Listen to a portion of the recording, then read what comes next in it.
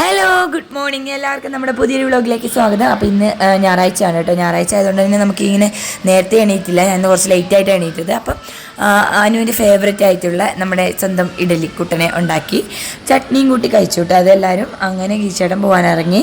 പിന്നെ പ്രത്യേകിച്ച് ഇന്നൊന്നും ഇല്ലാത്തതുകൊണ്ട് എനിക്ക് വല്ലാത്ത ബോറടിയായിരുന്നു കേട്ടോ. കാരണം എന്താ വെച്ചാൽ ഞായറാഴ്ച ആകുമ്പോൾ സാധാരണ എങ്ങോട്ടെങ്കിലും പോകാറുണ്ട്. ഇന്നിപ്പോൾ എവിടെയും പോകാനില്ല. അതുകൊണ്ട് ഇങ്ങനെ തെക്കും വടക്കൊക്കെ നോക്കി നടക്കാം. അപ്പോൾ ഗിരീഷേട്ടൻ പോകാനിറങ്ങുമ്പോൾ എപ്പോഴും ഇവിടെ ഒരു കരച്ചിലും ബഹളവും ഉണ്ടാവും കേട്ടോ. കാരണം എന്താ വെച്ചാൽ നമുക്ക് ഈ വണ്ടി പുറത്തത്തെ കാറ്റടിക്കാൻ ഭയങ്കര ഇഷ്ടമാണ്. അപ്പോൾ പിന്നെ നമുക്ക് ഈ വണ്ടി ഇവിടുന്ന് സ്റ്റാർട്ടായി പോകുമ്പോഴേ ആകെ ഒരു ബേജാറാണ്.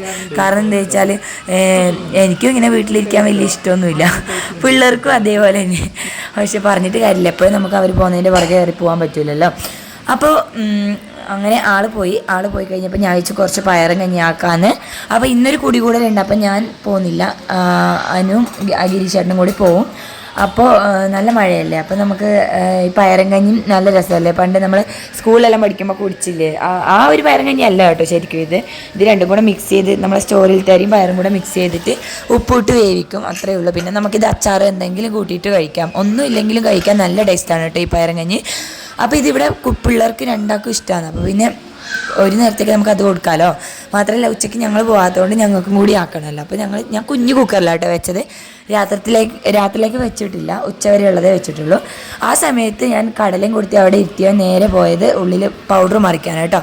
പൗഡർ മൊത്തം മറിച്ച് നാശവശാക്കി വെച്ചു. പിന്നെ ഞാനതൊക്കെ ക്ലീൻ ചെയ്തിട്ട് കഞ്ഞി കുടിക്കാമെന്ന് വിചാരിച്ചു. അപ്പോൾ ഉച്ചയ്ക്ക് ഏകദേശം 1 മണിയൊക്കെ ആയപ്പോൾ ഞാൻ കഞ്ഞി കുടിച്ചു. നമ്മൾ കുറച്ച് കഴിഞ്ഞപ്പോൾ ബോറടി എന്ന് പറയുമ്പോൾ നേരെ ചായ കുടിച്ച് വീട്ടിലേക്ക് പോയി.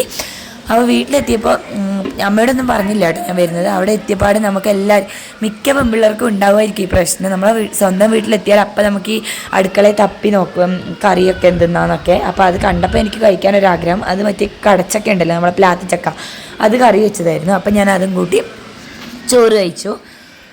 പിന്നെ കുറച്ച് കഴിഞ്ഞപ്പോൾ അമ്മയോട് പറഞ്ഞു മഴ കുറച്ച് കുറഞ്ഞു. അപ്പോൾ പിന്നെ നമുക്ക് നടക്കാനിറങ്ങാമെന്ന് പറഞ്ഞിട്ട് നമ്മളിങ്ങനെ റോട്ടുമ്മലേക്ക് പോയതാട്ടോ. പക്ഷേ ഒന്നുമില്ല, അവിടെ കുറച്ച് വെള്ളക്കെട്ടുണ്ട്. അങ്ങനെ നമ്മൾ ഒന്ന് കാണാമെന്ന് വിചാരിച്ച് പോയപ്പോൾ ആകെ അബദ്ധമായിട്ടാണ്. ഇവനെ കൊണ്ട് അവിടെ നിൽക്കാനും ഇരിക്കാനും വയ്യാത്ത അവസ്ഥയായി. കാരണം എന്താ വെച്ചാൽ ഇവന് വെള്ളത്തിൽ ഇറങ്ങണം. കാരണം വെള്ളത്തിൽ അങ്ങനെ ഇറക്കാനും കഴിയില്ല നമുക്ക്. കാരണം എന്താ വെച്ചാൽ ചെറിയ വെള്ളമാണെങ്കിൽ ഇത് വെള്ളം പോകുന്നത് ഒരു കുണ്ടിലേക്കാട്ടോ, വലിയൊരു കുണ്ടിലേക്കാണ്. അപ്പോൾ അത് മുമ്പ് കപ്പണ നടത്തിയതിൻ്റെ എന്തോ കുഴിയാൻ പറ്റുമായിരുന്നു തോന്നുന്നു. കുഴിയാണോ ഇനി കുളമാണോ എന്ന് എനിക്കറിയത്തില്ല. കണ്ടോ അവിടെ ഒരു കുളമുണ്ട്. അപ്പോൾ പിന്നെ ഇവനങ്ങനെ വിടാൻ പറ്റൂല. അപ്പോൾ ഇവൻ നേരെ വിട്ടു പോവാണ്. അവിടെ നിന്ന് അങ്ങനെയൊക്കെ പിടിച്ച് വീട്ടിൽ കൊണ്ടുവന്ന പാട് അച്ഛൻ പൊയിനാച്ചി പോയിട്ട് വരുമ്പോൾ മുട്ടായി കൊണ്ടുവന്നു കേട്ടോ. അപ്പോൾ രണ്ടാൾക്കും ഭയങ്കര സന്തോഷമായി. കുറച്ച് സമയം രണ്ടാളും അടങ്ങിയിരുന്നു. ആ സമയത്ത് അമ്മ ചക്ക പറിച്ചിട്ടുണ്ടായിരുന്നു. നമ്മളപ്പോൾ ചക്ക ക്ലീൻ ആക്കിയിട്ട് ചക്കക്കറി ആക്കാമെന്ന് വിചാരിച്ചു. അപ്പോൾ ചക്കക്കറിയൊക്കെ ആക്കി നമ്മൾ വൈകുന്നേരം ചായയൊക്കെ കുടിച്ച് ഞാൻ നേരെ ഇങ്ങോട്ട് വന്നു, നമ്മുടെ വീട്ടിലേക്ക് വന്നു.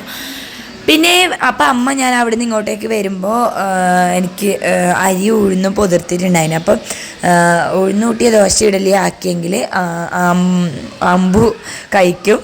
അപ്പോൾ അവന് വേണ്ടിയിട്ടാണ് ഇത് അമ്മ കൊടുത്തു വിട്ടത് കേട്ടോ. കുറച്ചേ ഉണ്ടായിരുന്നുള്ളൂ. അപ്പോൾ നാളെ ഗിരീഷേട്ടന് വേണ്ടിയിട്ട് മറ്റേ ദോശ ചൂടണം, അതായത് നമ്മുടെ ഈ രാവിലെ അരച്ച് വിടുന്ന നീർദോശ ചൂടണം.